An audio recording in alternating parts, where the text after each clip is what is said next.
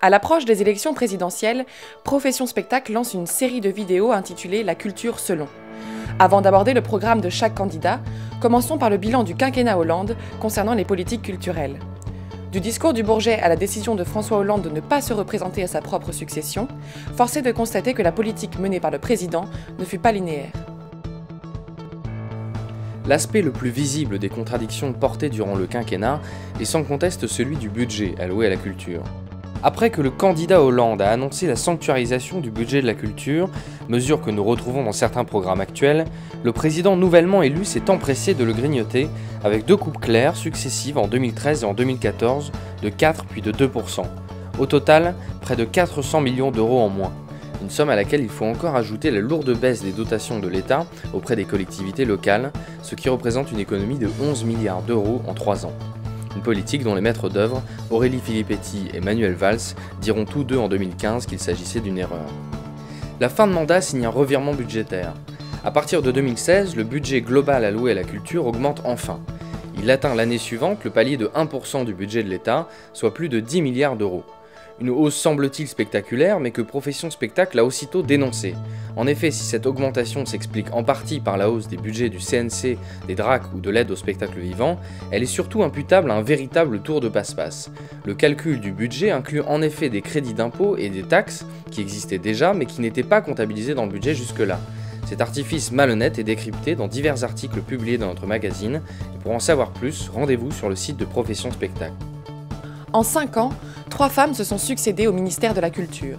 Aurélie Filippetti, Fleur Pellerin et Audrey Azoulay. Difficile de mener une politique cohérente sur le long terme dans ces conditions.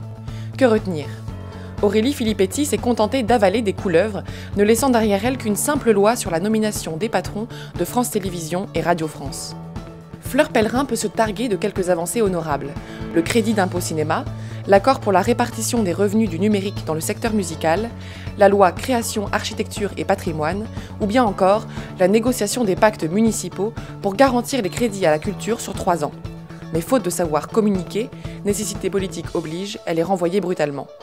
Elle est remplacée par une proche du président, Audrey Azoulay.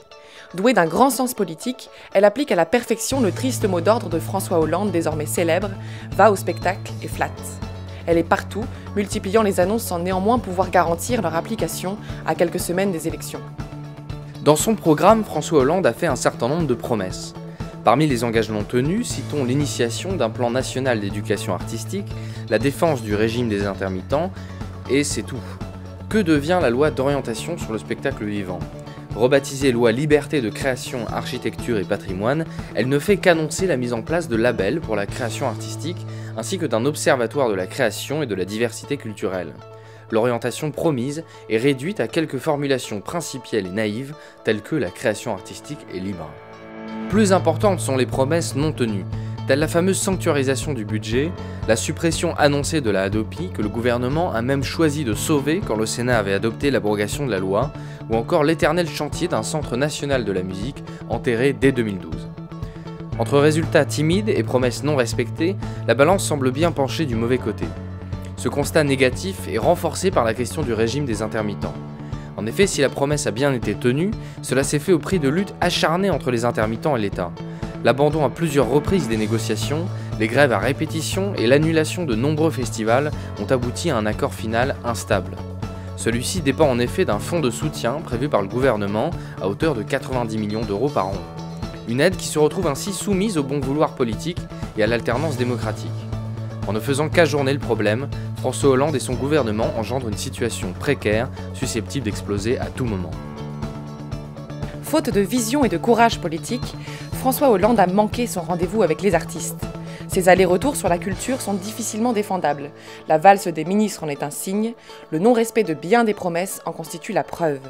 Si Benoît Hamon semble avoir tiré les conséquences de cette déception générale, en s'appuyant dorénavant sur le principe des droits culturels et en évitant de mentionner le bilan du président sortant, il reste que le Parti socialiste s'est largement décrédibilisé sur la question des politiques culturelles. Nous aurons l'occasion d'y revenir dans nos prochaines vidéos sur le programme culturel de chaque candidat à l'élection présidentielle.